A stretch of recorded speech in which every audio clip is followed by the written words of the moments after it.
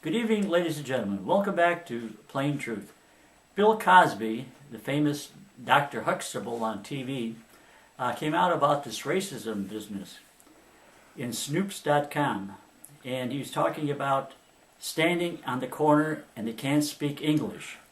Now, how can you be a doctor or a professional person or get a decent job if you can't talk English? So he was pretty hard on Afro-American poor people. They're not living up to their standard. They're not holding up their end of the bargain. The people were marching and getting hit in the face with rocks so they can get an education. And now what are the kids doing with the education? They're not taking the education. Kids get $500 pair of sneakers, and yet for $200 hooked on phonics, nobody's bothering with anything about that. Dr. Huxtable, or Bill Cosby, was really getting to him. He said people are putting their clothes on backwards, and their pants are hanging down. Is that a sign of something wrong? What part of Africa also did they come from?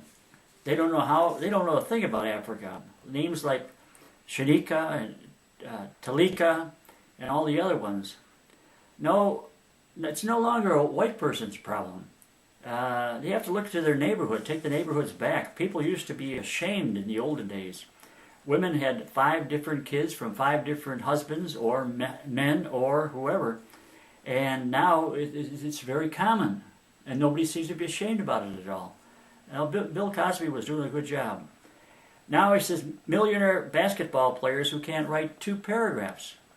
So, and then people working at Walmart's trying to support 7 kids, it's not going to work out. People need higher standards, and they have to demand it from themselves, take their neighborhoods back. When I was young, we had the old expression about grow up. Please just grow up and accept your own responsibilities for your actions. That was my idea and what I heard when I was growing up. And that was good advice. Thank you very much for watching Plain Truth.